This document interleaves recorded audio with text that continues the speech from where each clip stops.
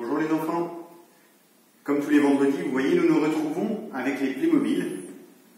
Alors cette fois-ci, comme nous ne sommes pas à l'école, mais un peu à la maison, du coup j'ai pris le temps de vous faire un beau décor qui nous accompagnera tout le temps du carême, toutes les prochaines fois. Vous voyez, j'espère que votre première semaine à la maison s'est bien passée, que vous avez bien pu travailler et surtout que vous n'avez pas oublié le petit effort de carême qu'on vous avait donné vendredi dernier. Alors on va vous redonner aussi celui pour la semaine prochaine. Pour la semaine prochaine, nous vous invitons à faire attention aux écrans, à ne pas trop utiliser les écrans et à prendre du temps à jouer avec papa et maman, aux jeux de société, avec vos petits frères et sœurs. Voilà, bon courage. Aujourd'hui, nous retrouvons Jésus et ses disciples. Alors ici, il y a Jésus avec Pierre et ils sont tous les deux au temple de Jérusalem. Mais une fois qu'ils ont prié, qu'ils ont terminé leur prière, Jésus et Pierre sortent du temple. En sortant du temple, ils croisent un aveugle. Pierre pose une question à Jésus. Il dit : « Seigneur, cet homme est aveugle. Pourquoi l'est-il ? Est-ce que c'est une punition de Dieu pour son péché, pour le mal qu'il a commis, ou une punition de Dieu pour le mal que ses parents ont fait ? » Jésus répondit à Pierre : « Non, Pierre, tu sais, le mal, la maladie n'est jamais la conséquence du péché. Ni lui ni ses parents n'ont péché. Mais cette maladie est arrivée pour un but mystérieux de Dieu, pour que se révèle la grandeur de Dieu qui peut faire des miracles. » Jésus s'approcha de l'aveugle. Il lui dit : « Bonjour. »« Bonjour. Dis-moi, voudrais-tu voir ? » ?»« Oui, Seigneur, j'aimerais voir, mais hélas, cela fait depuis ma naissance que je suis ainsi, et je ne sais pas comment faire pour pouvoir voir. » Alors Jésus se baissa, ramassa un peu de sable, cracha dans sa main, et avec sa salive fit une espèce de pâte qu'il mit sur les yeux de l'aveugle. Ensuite, Jésus dit à l'aveugle : « Va te laver à la piscine de Siloé. » « À la piscine de Siloé, dit Pierre. Mais enfin, Jésus, c'est tout en bas de la ville. En étant aveugle, c'est lui compliquer la vie. » Jésus lui dit : « Fais-moi confiance, va à la piscine de Siloé te laver. » L'aveugle eut foi en Jésus. Il se leva, prit son bâton et descendit à la piscine de Siloé.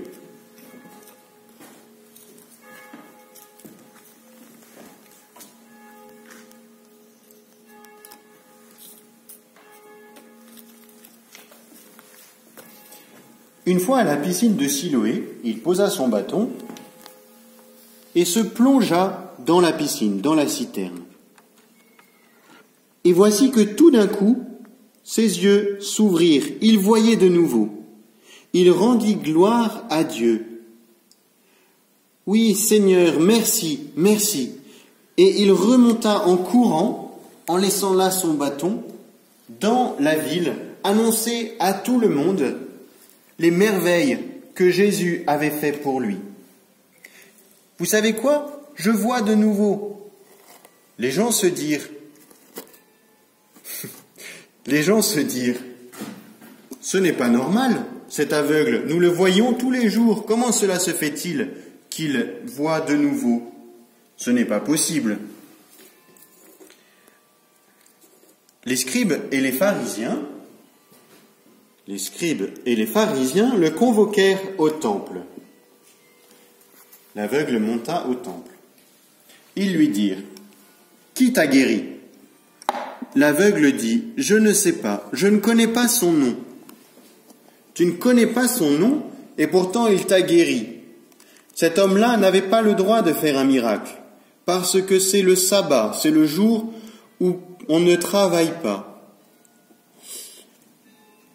L'aveugle dit, « Oui, peut-être, mais il m'a guéri. » Les scribes reprirent, « Cet homme, s'il t'a guéri, sans écouter la loi de Dieu, en travaillant le jour du sabbat, cet homme n'est pas de Dieu, c'est un démon qui t'a guéri. » L'aveugle répondit, « On n'a jamais vu qu'un démon pourrait faire un miracle.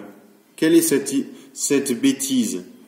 S'il a fait un miracle, c'est qu'il vient de Dieu. » Ils reprirent, « C'est toi qui es bête, c'est toi qui dis des bêtises. Tu es complètement pris par le péché. D'ailleurs, ta maladie en était le signe. Tu n'as pas vu que cet homme n'était pas de Dieu. » L'aveugle répondit, « Si moi je sais, cet homme est de Dieu. Il m'a guéri. Et il l'a fait à l'entrée du temple, le lieu où se tient Dieu. Comment cela serait-il possible qu'une force mauvaise fasse un miracle à cet endroit-là »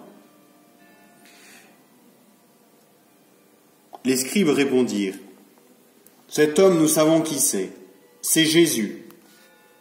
Tu le connais, es-tu son disciple ?» L'aveugle dit, « Je ne le connaissais pas auparavant.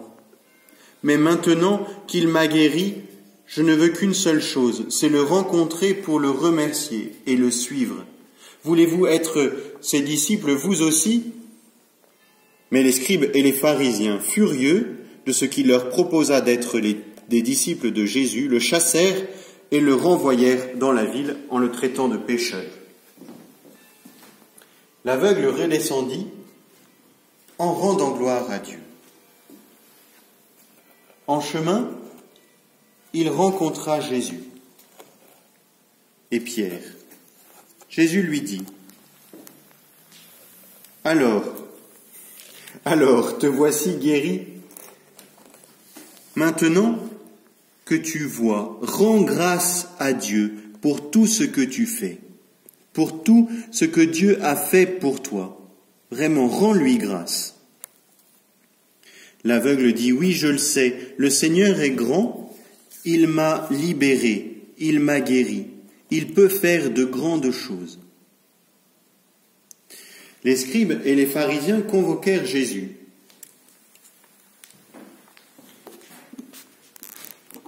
Ils lui dirent, « Tu n'avais pas le droit de faire un miracle le jour du sabbat.